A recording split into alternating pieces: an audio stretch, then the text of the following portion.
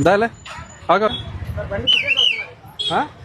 ఊదు ఒకసారి దా. First of all మీరు మందు తాగారు. బండి నడిపింది ఎవరు ఇప్పుడు పట్టుకున్నప్పుడు? నువ్వు పట్టుకున్నప్పుడు నువ్వే నడిపి. నేను నడిపానా?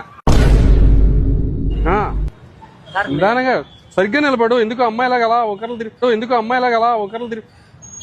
ఏంటి ఇలా కూడా డబ్బులు ఇవ్వచ్చా?